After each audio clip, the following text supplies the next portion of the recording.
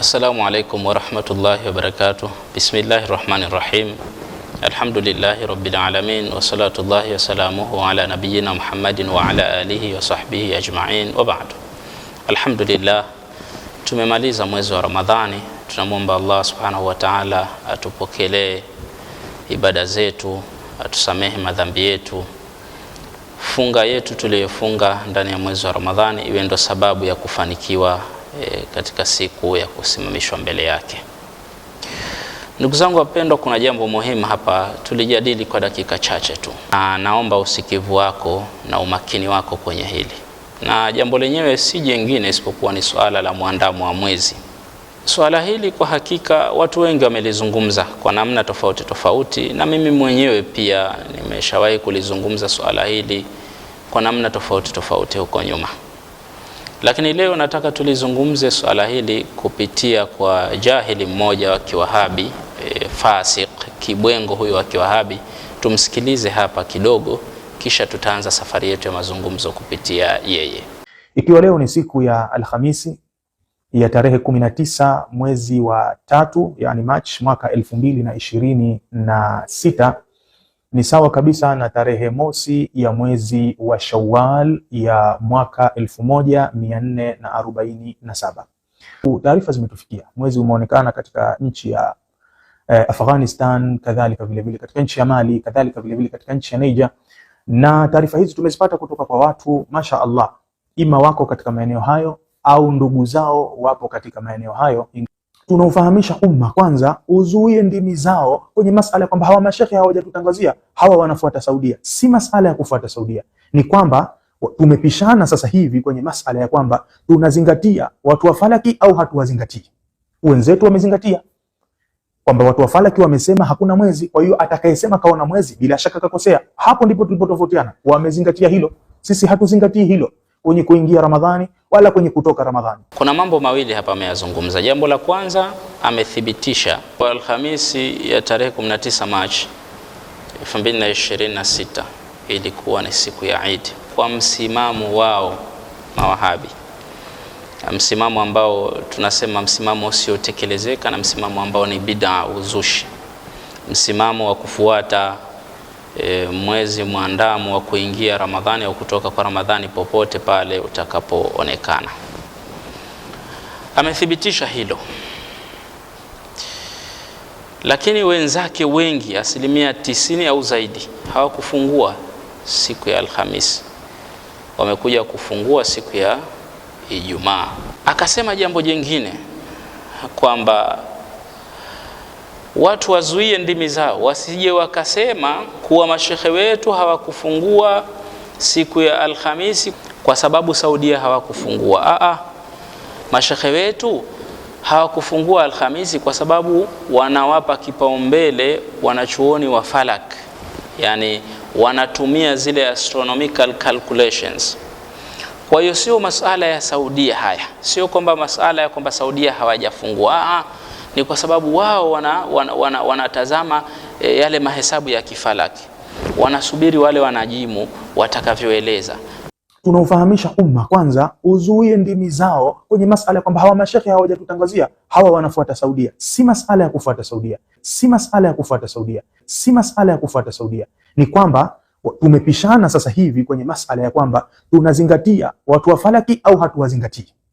Tunakuambia ewe jahil, usitubabaishe au usibabaishe Waislamu.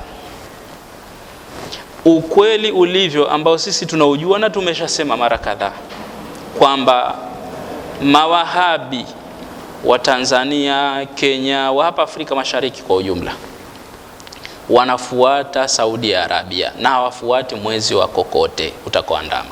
Hilo liko wazi kabisa, na hii si mara ya kwanza. Fuatilia historia huko nyuma, hii si mara ya kwanza, nadhani itakuwa ni mara ya 3. Imeshatokea mara kadhaa huko, mwezi unaonekana kwenye nchi nyingine na hawaufuati, wanasubiri Saudi Arabia.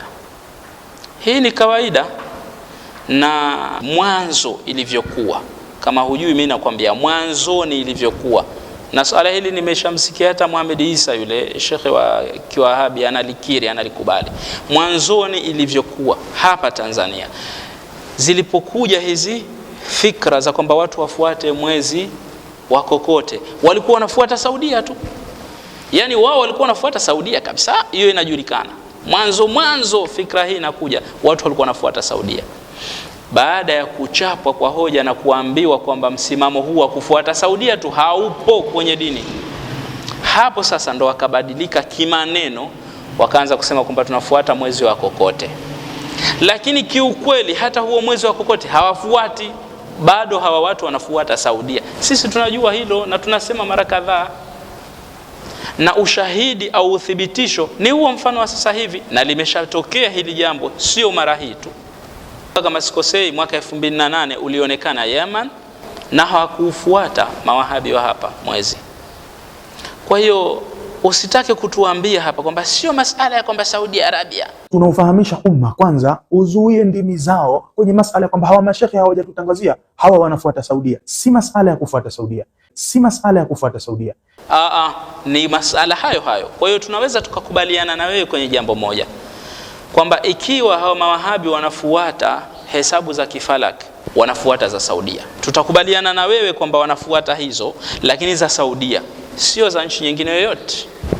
Kwa hiyo hili tunaliweka wazi kwa watu wajue, Waislamu wasimsikilize huyu sheitani, wasimsikilize huyu anapindisha tu ukweli, na ukweli huu huwezi kuupindisha, kwa sababu hiyo iko wazi kabisa.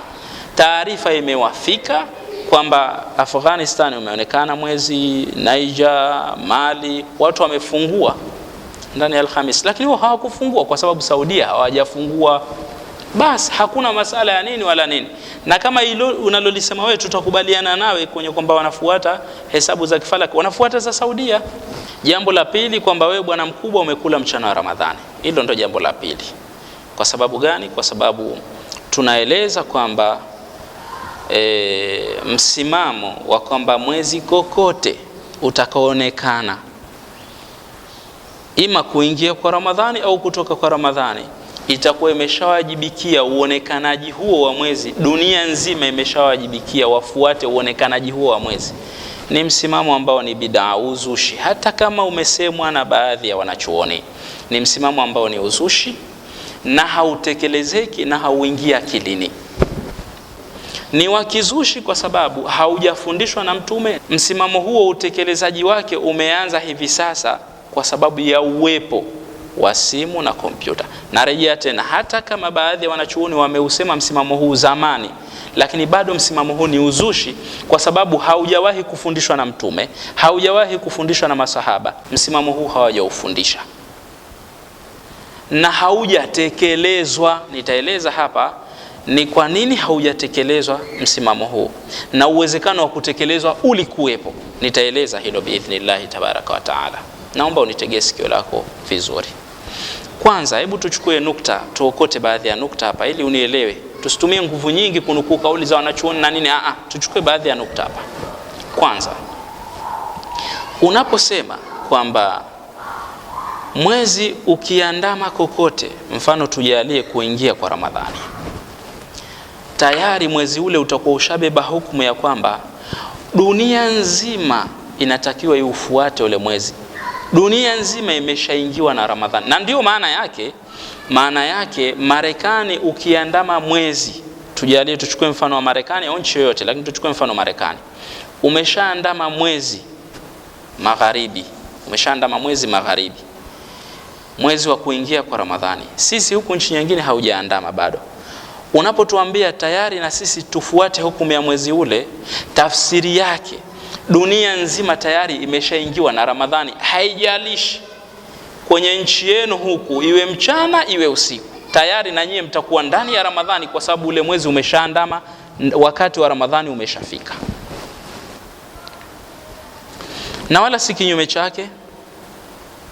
Kwa maana ukija ukatuambia mathalan Marekani mwezi umeshaandama, lakini kwetu sisi huku Tanzania mfano tujalie ni mchana au asubuhi, halafu ukatuambia huku ushaandama lakini huko kwenu nyie bado Ramadhani haijaingia, utakuwa unajizonga. Maana tafsiri yake unasema kwamba mwezi ulioandama kule si hautuhusu. Kwa sababu ikiwa unatuhusu, maana yake na sisi tayari tumeshaingiwa na Ramadhani, hata kama sisi kwetu ni mchana au kwetu ni asubuhi.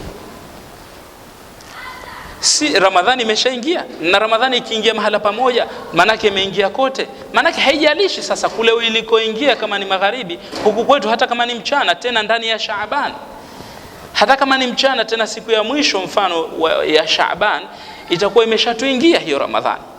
Sasa angalia kituko, itakuwa Ramadhani sasa imetufika, tuko kwenye mchana wa Shaaban, lakini kwa wenzetu huko tayari ni magharibi, usiku umeshaingia na Ramadhani imeshaingia. Sasa tunatakiwa tufuate mwezi wa huko, na kwa hivyo kwetu itakuwa sasa Ramadhani imeshaingia, lakini Ramadhani hii imeingia ndani ya Shaaban.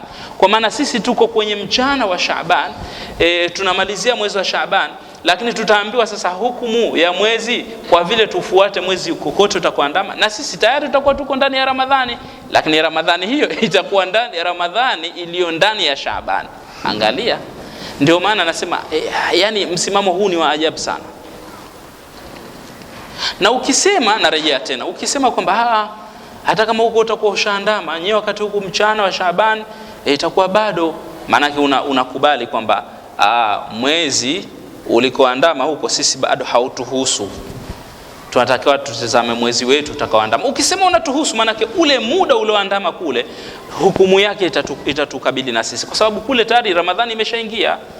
Na Ramadhani imeshaingia, kama imeshaingia dunia nzima, sisi hata kama kwetu ni mchana tayari tutakuwa tuko ndani ya Ramadhani, hata kama itakuwa mchana huo ni wa mwisho wa siku ya Shaaban, kwa sababu siku zinageuka katika sheria ya Kiislamu, zinageuka baada ya kuzama kwa jua, ndio siku inapogeuka. Kwa hiyo sisi tukiwa mchana wa mwezi wa Shaaban, wenzetu wameshaandamiwa na mwezi magharibi, itakuwa sisi tuko ndani ya Ramadhani, ndani ya Shaaban. Hivyo ndivyo ilivyo, na itabidi tujizuie kula. Kwa hiyo itakuwa imetukuta pia Ramadhani katikati ya mchana au asubuhi tushamaliza kunywa chai. Wallahi huu ni msimamo wa ajabu sana, na haiwezekani, hautekelezeki. Mbali na kwamba haujafundishwa katika dalili za kunakili, lakini pia hata katika dalili ya kiakili hauingia akilini. Nakupa nukta ya pili. Nukta ya pili ni kwamba unaposema kwamba msimamo sahihi ni kufuata mwezi popote unapoandama, tafsiri yake huko nyuma, huko miaka yote tunayoeleza, watu washafanya makosa tayari. Na tafsiri yake ya pili, maana yake ni kwamba Uislamu kuna baadhi ya ibada haziwezi kutekelezeka kwa 100%, isipokuwa zihitajie teknolojia kama vile simu na kompyuta. Kwa sababu msimamo wa kufuata kokote kule utakoandama hauwezi kutekelezeka isipokuwepo simu, isipokuwepo kompyuta. Na ndio maana huko nyuma haujatekelezwa. Hata baadhi ya wanachuoni waliozungumza huo msimamo hawakuutekeleza. Kwa nini? Kwa sababu lau ungelikuwa umetekelezwa msimamo huu, ingelikuwa hivi: watu huko nyuma, katika karne za huko nyuma, wangelipelekeana barua, wakaambizana, sasa bwana, mwezi umeandama huku siku fulani, je huko nyie, je nchi ya huko, sisi huku uliandama siku fulani, basi nyie mlitangulia kufunga, itabidi sisi tuilipe hiyo siku, maana hiyo siku ambayo nyie mlifunga sisi huku tulikula, kumbe huko kwenu ulionekana mwezi, basi itabidi tuilipe, maana ukila mchana wa Ramadhani itakulazimu uilipe. Lakini hakuna kitu kama hicho, kwamba mataifa yalikuwa yanapelekeana barua huko nyuma kuambizana tarehe ambazo au siku ambazo miezi iliandama, ili wale waliokula mchana wa Ramadhani, ambayo Ramadhani hiyo ilikuwa kwa nchi nyingine waliuona wao mwezi, ili waje wailipe hii funga. Hakukuwepo na jambo hilo. Na kwa hivyo ni kama vile unatuambia kwamba kwa kuwa sasa hivi msimamo huu unaweza kutekelezeka kwa sababu kuna simu. Sasa hivi unaweza ukawasiliana na mtu wa Indonesia au mtu wa Marekani au mtu aliyeko Japan, unaweza kuwasiliana naye muda wowote akakwambia huku mwezi umeandama. Kwa kuwa sasa hivi uwezekano huo upo, ndo unatuambia huu ndo msimamo sahihi. Kwa hiyo ni kama vile unatuambia Uislamu ulikuwa unasubiria teknolojia ili uweze kutekelezeka kwa 100% kwenye ibada hii ya funga, na huo ni uongo na ni kuudhalilisha Uislamu. Ni uongo. Uislamu unaweza kutekelezeka bila kuhitajia simu hii, na katika zama zote, zama za teknolojia na zama ambazo teknolojia haipo, Uislamu unatekelezeka kwa 100%. Uislamu hauhitaji simu wala kompyuta kwenye kutekelezeka kwake. Kwa hiyo unapotuambia mwezi wa kimataifa ndo sahihi, maana yake unatuambia kwamba huko nyuma wamekosea, watu wamekula mchana wa Ramadhani au wamefunga kwenye siku zaidi, na vile vile unatuambia kwamba funga haiwezi kukamilika kiusahihi zaidi katika utekelezaji wake isipokuwa ihitajie teknolojia. Au huko nyuma walikula, walifanya kwa makusudi, walikosea huko nyuma kote kwa sababu hawakupelekea barua, wakaambiana kwamba jamani, nyie wenzetu, basi kama ni tarehe hiyo mlianza kufunga, itabidi mlipe funga moja, mlikula nyie mchana wa Ramadhani. Hawakupelekea na barua hizo. Kwa hiyo inabakia vile inavyobakia katika kaida, katika kanuni ya kisheria, al-aslu baqa'u ma kana ala ma kana. Ibada vile ilivyokuwa ndivyo itaendelea kutekelezwa vile vile ilivyokuwa.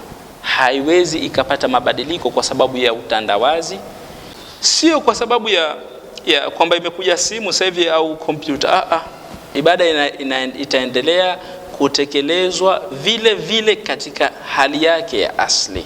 Nukta nyingine ni kwamba ndani ya mwaka huu tuliona sisi kupatwa kwa mwezi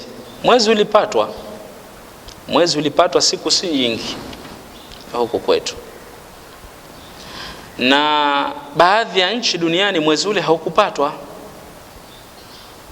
Sisi huku tukaswali kwa sababu mwezi ulipatwa, na Mtume sallallahu alaihi wasallam anatufundisha, anasema inna shamsa wal qamara ayatani min ayati llah la yankhasifani limauti ahadin wala lihayatihi.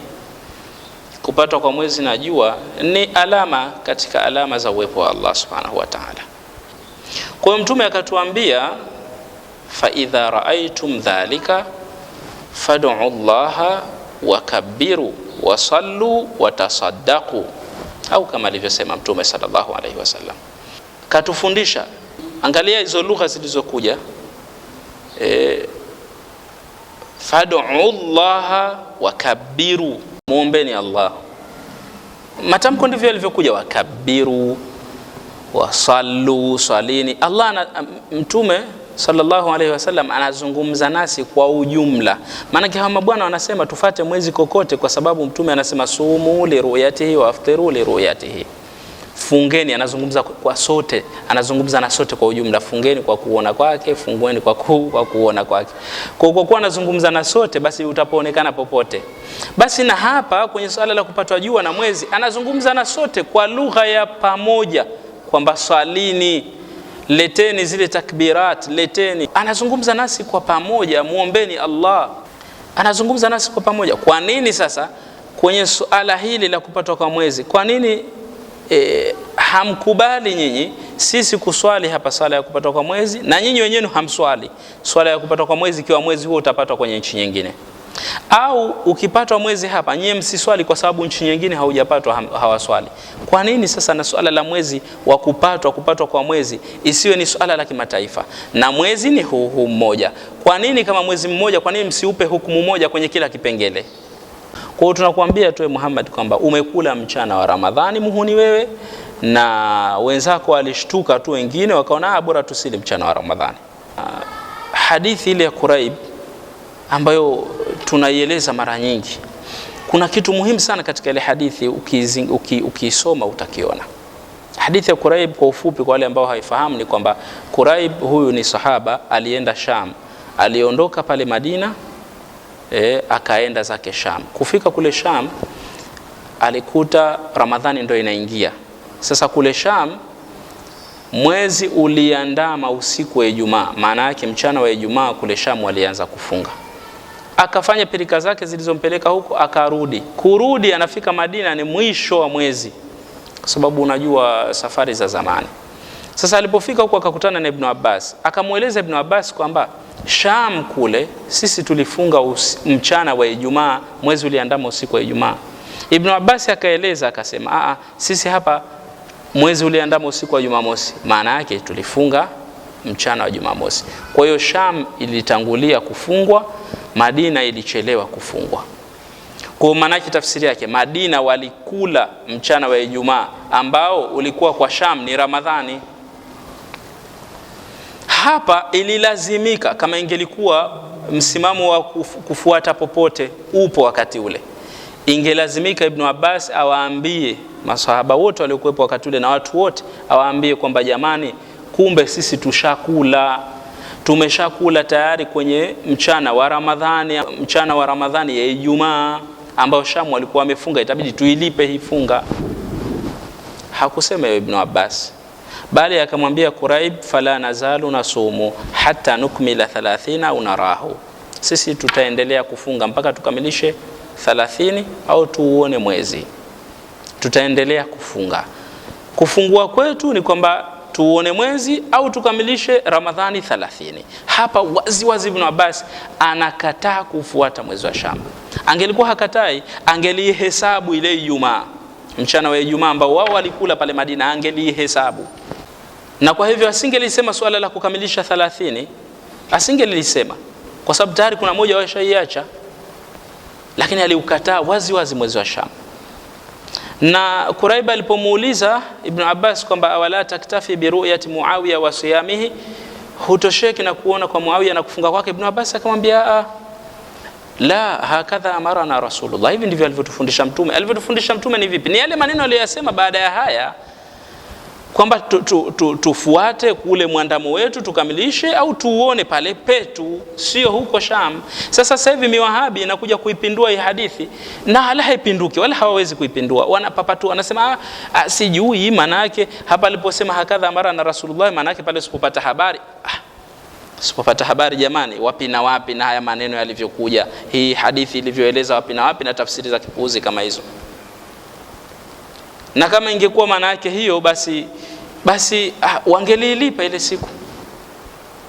Kwa hiyo kiufupi, hii ndo sunna hasa leo ya Mtume ni kufuata mwandamo wa pale mlipo, sio mwandamo wa kokote. Kwa kufuata mwandamo wa kokote ni uzushi, hata ukitetea vipi wewe, huo ni uzushi, ni bid'a, hata kama imesemwa na baadhi ya wanachuoni.